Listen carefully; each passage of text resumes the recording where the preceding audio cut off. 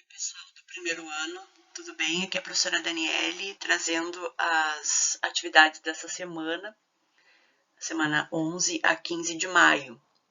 Nessa semana, a gente vai só conversar um pouco, introduzindo o assunto que a gente vai abordar na atividade da semana seguinte, tá? Da semana do 18 a 22 de maio. Então, sobre o que a gente vai falar especificamente, né, nessas 2 semanas. Bom, a gente vai trazer de volta um assunto que está no nosso dia a dia, né, que são as doenças, né, epidemias e pandemias, tá? Nós estamos vivendo esse momento, né, de pandemia agora do Covid-19. E para iniciar a nossa conversa, a gente vai lembrar alguns conceitos. Tá? O que a gente vai lembrar inicialmente é a diferença de epidemia e pandemia. Então, a doença que se propaga rapidamente em uma determinada região, pode ser uma cidade específica, pode ser um estado, pode ser um único país, né? Ou ainda ficar restrito a uma região de um determinado continente, por exemplo, região sul da América do Sul. Tá? A gente denomina, então, esse tipo de propagação epidemia. Tá? Nós, ao longo da nossa história de humanidade, a gente já enfrentou algumas epidemias. Né? Quando a doença, então, toma a proporção mais global, né? Então ela transpõe os continentes, que é o que está acontecendo agora com o Covid-19, a gente vai ter, então, aí o conceito de pandemia. Então, a diferença entre epidemia e pandemia, dessa nomenclatura, né, utilizada, é que a epidemia ela é mais regionalizada, ela fica restrita a uma região, e a pandemia se torna intercontinental, ela se torna global, né? E aí ela vai atingindo muitos países e na sequência, né, os continentes, né, vários países de muitos continentes, que é o que aconteceu agora com o Covid-19. Né? Ele começou lá na China, em dezembro do ano passado, e rapidamente se espalhou para outros países. Né? Da humanidade, a gente vai ter, né, como construção da nossa sociedade e das sociedades, né, grandes impérios, grandes guerras, né, as guerras influenciaram muito a construção da humanidade, seja na definição, né, de cidades, países, enfim, mas também nessa questão populacional, né? As guerras influenciaram muito, porque durante as guerras ocorre uma mortalidade muito grande, né? E ocorrem muitas doenças durante as guerras, então a gente vai ter uma influência muito grande das guerras nessa construção de humanidade, né? E na construção das populações que vão ocorrer. O avanço material e tecnológico do homem no tempo. Então, conforme a gente foi descobrindo novas coisas, a gente foi aprimorando, né, o nosso conhecimento científico, a gente vai tendo, então, mais oportunidade de viver mais tempo, de combater mais rapidamente algumas doenças, né? Enfim, esse conhecimento sempre traz algum tipo de benefício. E a gente vai ter, então, como última influência aí da história da humanidade, essas doenças, né? Lembrando que as doenças que vão afetar esses povos, esses diversos povos, elas vão ocorrer simultaneamente àquelas outras situações, né? Então, dentro dos impérios, dentro das guerras, né? Durante esse avanço tecnológico, a gente vai ter a ocorrência dessas doenças, né? Então, as epidemias e as pandemias que vão acontecendo ao longo da história, elas vão ser os nossos catalisadores de transformação. O que é um catalisador? É aquele que vai acelerar, que vai intensificar essas transformações. Então, essas doenças que foram ocorrendo ao longo da nossa história, elas foram intensificadoras, então, do processo de construção da humanidade e das sociedades como elas são agora. A ideia dessa semana é a gente conversar um pouquinho sobre esses eventos, então, epidêmicos ou pandêmicos que ocorreram na história. E para a semana que vem, a gente vai fazer uma atividade interdisciplinar. Então, a gente vai juntar as disciplinas História, Português, Matemática, Química e Biologia num único trabalho que vai falar um pouquinho sobre isso, sobre essa construção da humanidade ao longo do tempo, sob influência das epidemias e pandemias. Então, aqui nessa minha apresentação, eu vou trazer para vocês algumas informações, mas lá na atividade que vocês vão receber na outra semana, na semana de 18 a 22, vão vir links para vocês acessarem, né, com essas informações. Vocês podem usar também essas informações, se for o caso, né, da atividade, como base essas informações que eu estou trazendo aqui nessa apresentação, mas vocês vão ter todo um suporte ali indicando, né, caminhos para vocês solucionarem a atividade, tá? Então a gente começa dentro dos fatos históricos mais importantes com a peste de Atenas. Tá? A peste de Atenas ela vai ocorrer de 430 a 427 a.C., então ela durou 3, 4 anos, o surto dela, né? Essas datas que estão ali, elas são datas do período em que ocorreu o grande boom da doença, né? O grande surto da doença. Não quer dizer que ela ocorreu somente naquele período. Então, ela vai ocorrendo ao longo da história, mas em alguns períodos específicos a gente vai ter um aumento muito grande dessa doença nas populações, e isso é que vai ser o catalisador, vai ser o transformador. Então, a peste de Atenas, o grande momento dela foi nesse período, de 430 a 427 a.C. Ela chega à cidade de Atenas pela zona portuária, né, e vai atingir muito especificamente, ou melhor, ela vai impactar muito especificamente as tropas atenienses, tá? Ela vai atingir toda a população da cidade de Atenas, mas como o período era um período de guerra, a guerra do Peloponeso, quando a doença afeta as tropas que atuariam nessa guerra, isso torna-se um problema, né? Ainda mais específico, né? Então, tem uma estimativa pelos registros históricos de que 25% da tropa ateniense morreu em decorrência da peste naquele período específico ali, de 430 a 427 a.C. Essa peste, né, na verdade, todas as mortes que ocorriam muito semelhantes aos sintomas da peste ficaram, então, registradas como mortes da peste. Mas aí houve um estudo, né, conforme, lembram, o avanço tecnológico vai trazendo, então, mais informações, mais conhecimento, e a gente vai aprimorando, né, esse nosso fazer como humanidade. Então, no início do século 21, se começou um estudo de estudo das ossadas dessas populações que viveram nesse período, né? Então, esse estudo, ele detectou que muitos dos que estavam ali naquela vala comum, porque o que aconteceu? Como morria muita gente, isso tem acontecido agora com o Covid, né?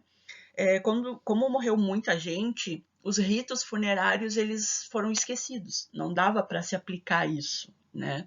Então, o que aconteceu, o que acabou acontecendo é a criação de valas comuns, e aí os corpos eram atirados nessas valas e as pessoas eram enterradas todas juntas, sem nenhuma identificação.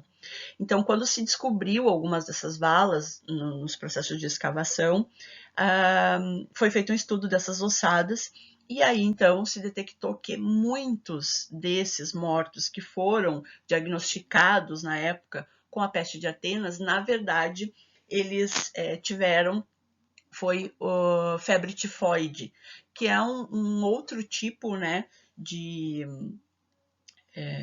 de doença, né, relacionado aí a bactérias, tá?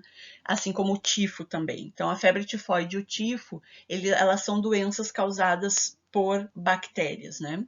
E existem outros estudos ainda em desenvolvimento e até outras hipóteses de que muitos que morreram nessa época podem ter morrido de sarampo ou varíola, que são aí doenças causadas por vírus.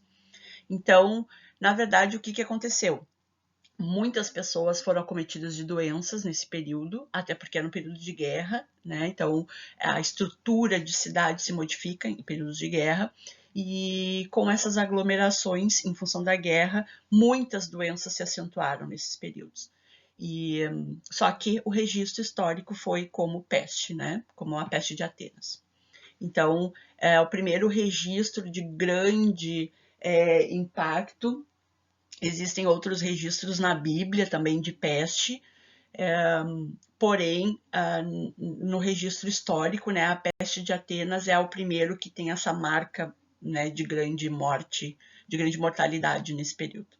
Depois a gente tem a peste de Siracusa, que ocorreu em 396 a.C., também afetou soldados, né? Esses períodos todos da história, eles estão relacionados a períodos de guerra, né, por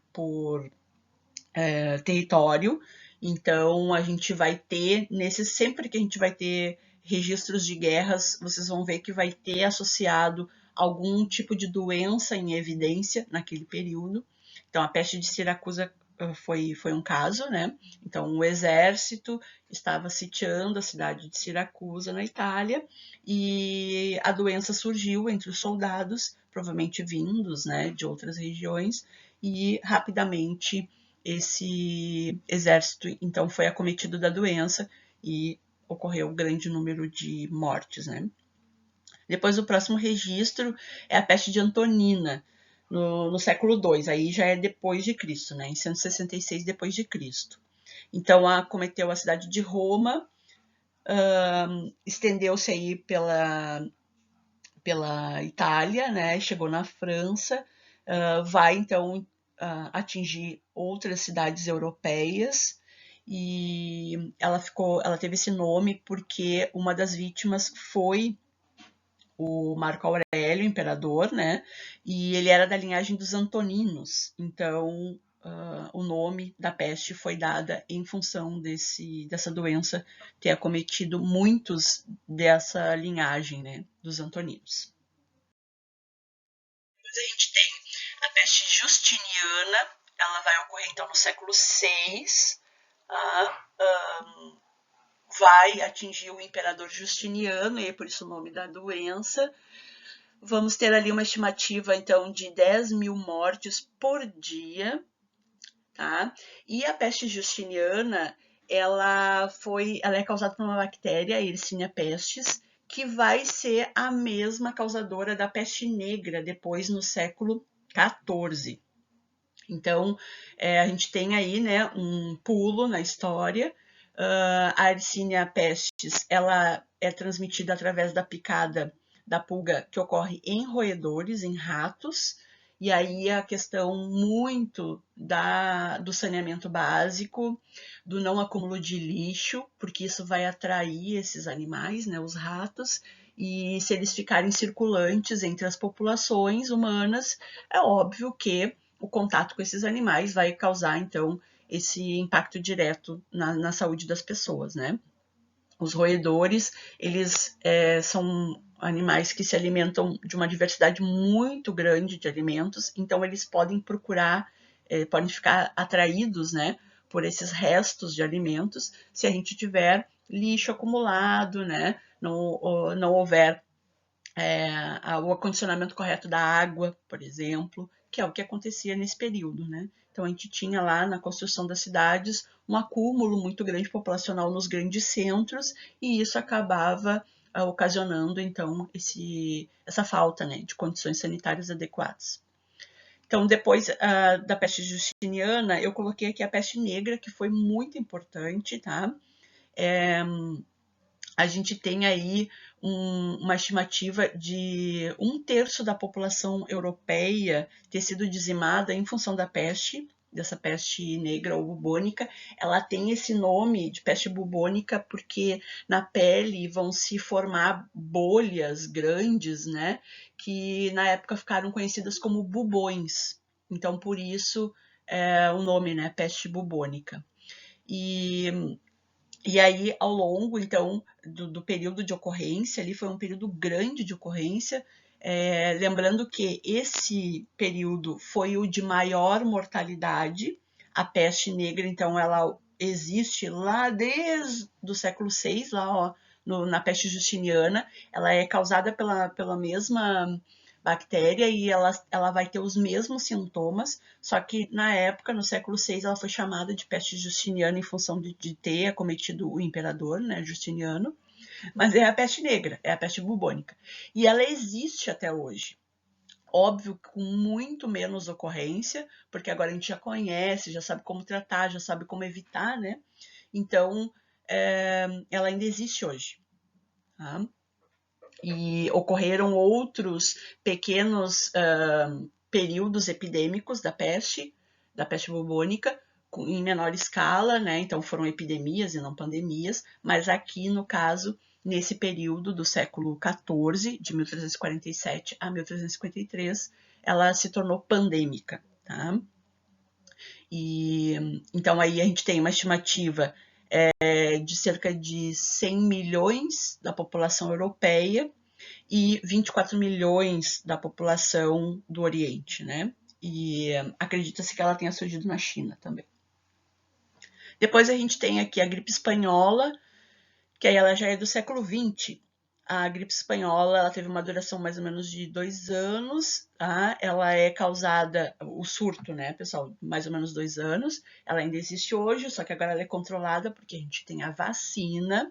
Ela é causada, então, pelo vírus influenza H1N1. A gente tem a vacina já para o H1N1, que é dada anualmente na população, tá? A grande sacada, né, do combate da gripe espanhola foi a invenção da vacina, óbvio, né? Só que isso demorou um tempo, assim como agora para o Covid também já estão estudando, né, a melhor forma de fabricação da vacina, só que precisa de testes em humanos, né, para depois mostrar a eficácia. Aqui no Brasil, a gripe espanhola chegou em 1918, em setembro, mas para o finalzinho de 1918, por navegação. Então, chegou embarcações inglesas, né? E essa embarcação inglesa, ela atracou em 3 cidades, em Recife, em Salvador e depois no Rio.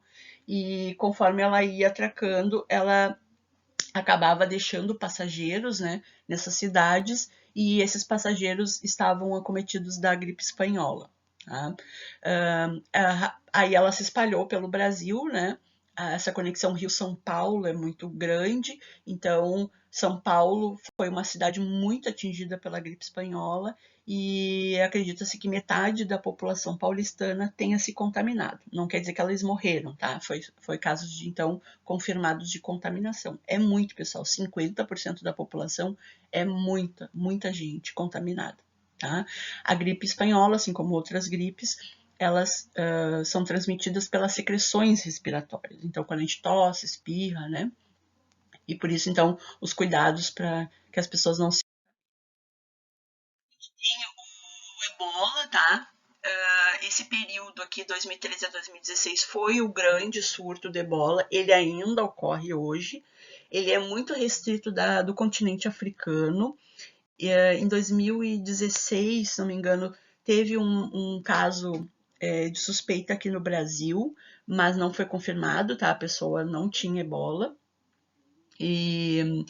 Então o ebola ele é um caso de epidemia, tá? Ele é restrito lá de algumas cidades do continente africano. Ele é causado por um vírus. Esse vírus ele é muito agressivo. Ele inicialmente foi transmitido, então, em contato com restos de animais contaminados. A gente sabe qual é a situação sanitária de muitos países africanos, né? Pobreza, falta de moradia, falta de saneamento básico, lixo acumulado na rua, muita violência.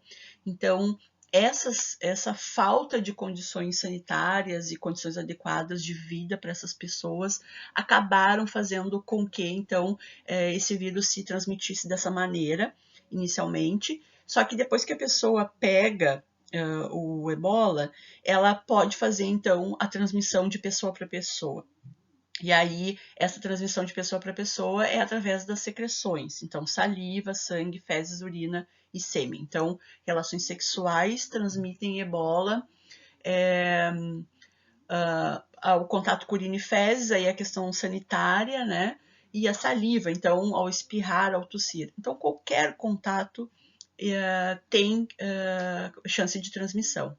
O que acontece? As pessoas que têm ebola, elas têm que ficar literalmente isoladas. Tá?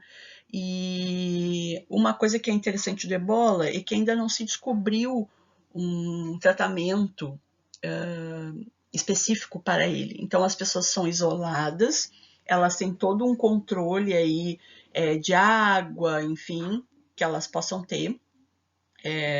Alimentos, né? Então eles mantêm essas pessoas hidratadas, bem alimentadas, elas têm que dormir bem. Porém, o corpo é que tem que fazer o combate da doença. Não existe nenhum medicamento específico para a cura do ebola. Tá?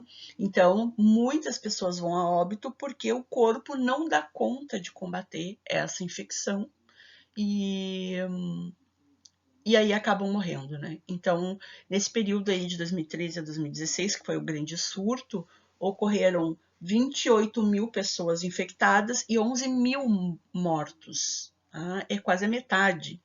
Então, a mortalidade é bastante grande do ebola. Tá? E em 2018, então, houve um novo surto no Congo, causando mais de 2 mil mortes. Chegamos no Covid, que é o que está nos acometendo agora, né? A gente teve aqui no Brasil outros problemas, tá, pessoal? Mas eu foquei nessas grandes mundiais para a gente entender ao longo da história como isso vai influenciando e como as condições de cada região são importantes nessa questão do combate, né? Na ocorrência primeiro e no combate dessas doenças. Então, o Covid-19, que está aí agora, ele é um vírus do tipo corona. Ele tem esse nome porque ele forma aquelas cristas para fora que lembram o aspecto de uma coroa, por isso esse nome.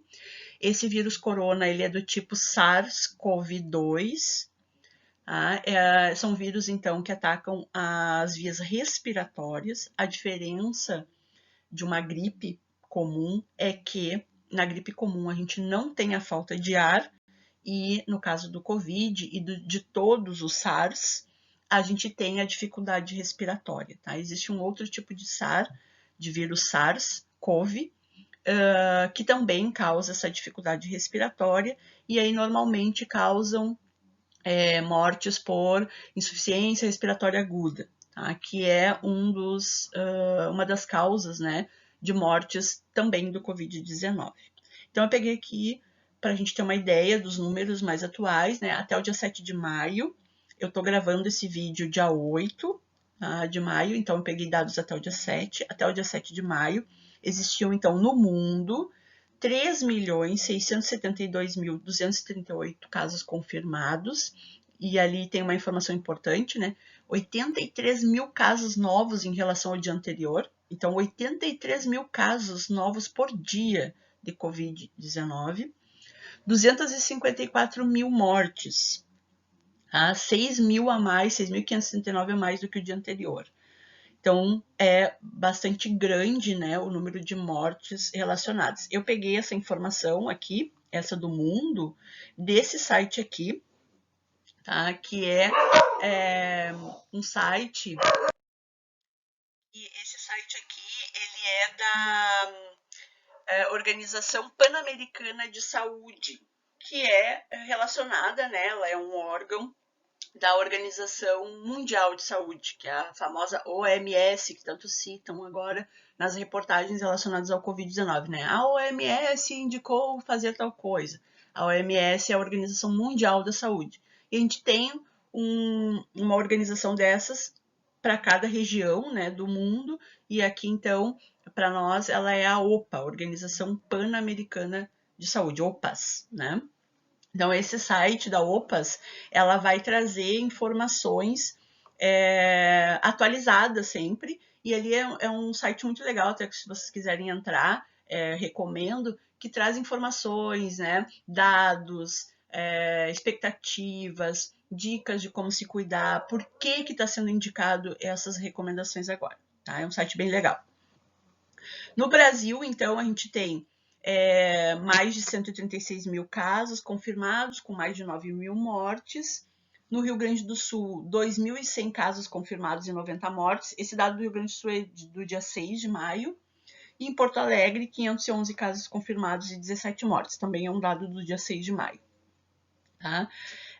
Porto Alegre ele tem sido considerado uma espécie de modelo, né, para o combate aí do Covid em função das restrições que a nossa prefeitura, né, e o nosso governador do estado tem decretado, né, e uma delas está nos atingindo, que é a suspensão das aulas presenciais, né.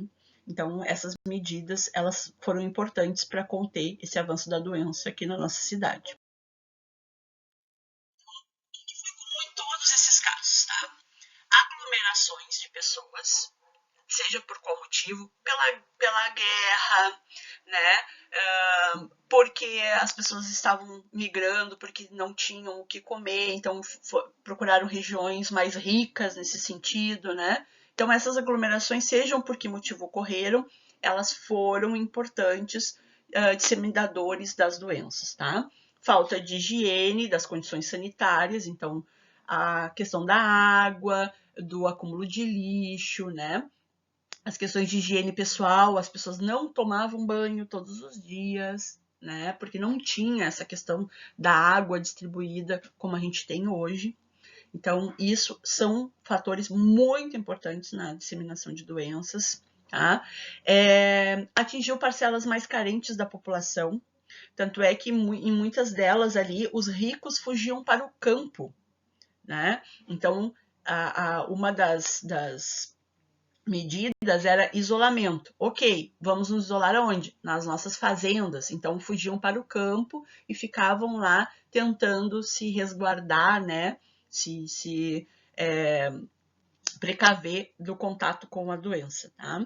Então, as pessoas que não tinham essa opção acabavam ficando nos grandes centros, nesse meio das aglomerações e acabavam se contaminando, tá? Milhares ou milhões de mortes, né? Na grande maioria, e a questão da incerteza por parte dos médicos, né? Dos órgãos de saúde. Então, assim que a doença surge, não se sabe o que fazer muito bem. E aí, então, tem que se procurar uma alternativa, o que vamos fazer para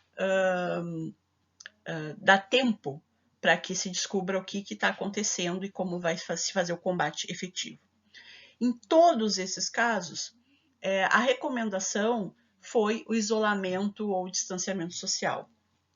E quando ele foi implementado, ele reduziu o número de casos de infectados. Tá? Lembrando que o isolamento ou o distanciamento social, ele não imuniza as pessoas. Eu, por estar aqui em casa mandando esse vídeo para vocês, eu não estou imune ao Covid-19. Eu apenas estou me resguardando da possibilidade de entrar em contato com ele. Então, quanto menos eu circular, menor vai ser a chance de eu me contaminar. Tá? E por isso ele é importante. O que é o isolamento ou distanciamento social? Na verdade, isolamento é uma medida que a gente toma evitando que uma pessoa entre em contato com outra. Tá? Isolamento, essa palavra isolamento, ela indica que essa pessoa não tem contato de maneira nenhuma com outras pessoas, tá? Só com uma ou duas que vão dar esse suporte para essa pessoa. Então, trazer a comida, né? A trazer alguma item de higiene, tá? Isso. Nós não estamos fazendo isolamento, nós estamos fazendo um distanciamento social. Então, está sendo nos recomendado que fiquemos em casa, tá? Procurando sair só em extrema necessidade, então, sei lá, para fazer a nossa compra no supermercado, para a gente ter o que comer, né? Procurar ajuda de um médico, de uma unidade de saúde, se for o caso, ir na farmácia. Tá? E as pessoas, óbvio, que trabalham nesses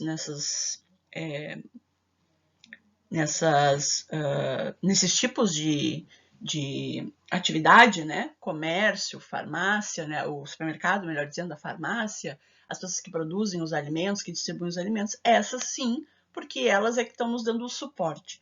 Mas se eu não trabalho com nenhuma desses itens, né? Nenhum desses ramos, nenhuma dessas atividades econômicas, e eu posso ficar na minha casa, eu devo ficar na minha casa.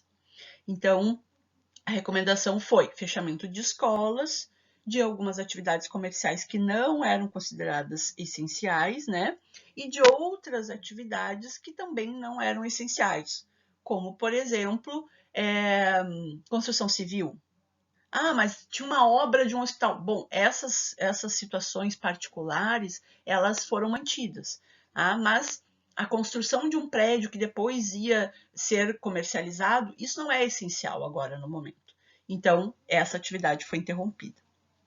E aí, o home office foi adotado para quem tinha possibilidade, que é o nosso caso, né? A gente, então, começou a mandar atividades para vocês, para que vocês fizessem em casa essas atividades, e agora a gente está mandando os vídeos, e a partir das próximas semanas, todos os professores farão as transmissões ao vivo, né? Para que a gente tenha um contato, vocês nos enxerguem pelo menos, né? E a gente possa bater um bate-papo no chat, tá? Medidas importantes, então, para esse momento. Higienizar as mãos com água e sabão e, se não tiver água e sabão, o álcool 70%. Tá? Por que o álcool 70%? Porque o outro 92%, ele agride muito a mucosa e isso não é legal, porque essa oleosidade que a gente produz, né? E a própria esse sebinho, né, que fica grudado na nossa pele, ele é uma importante barreira natural do nosso corpo. Então, por isso, aquele álcool mais forte, ele não é eficiente, porque ele destrói esse sebo, né, que a gente produz naturalmente. E o outro álcool, o 46, ele é pouco eficiente, porque ele é mais água do que álcool. Então, ele acaba não tendo eficiência ao matar, né, esses agentes microscópicos. Então, por isso o álcool 70 é o mais indicado. Evitar tocar o rosto, isso é uma coisa que a gente vai ter que se policiar muito, mesmo quando a gente retornar às atividades presenciais. Essa coisa do tocar o olho, nariz e boca, né, é muito difícil, né? Principalmente para aqueles que têm rinite, né, que é grande porcentagem da população de Porto Alegre, do Rio Grande do Sul todo, a gente tem, né, esse hábito de ficar coçando o nariz, né, e às vezes os olhos, em função desses processos alérgicos. Então, a gente vai ter que se policiar para não fazer isso.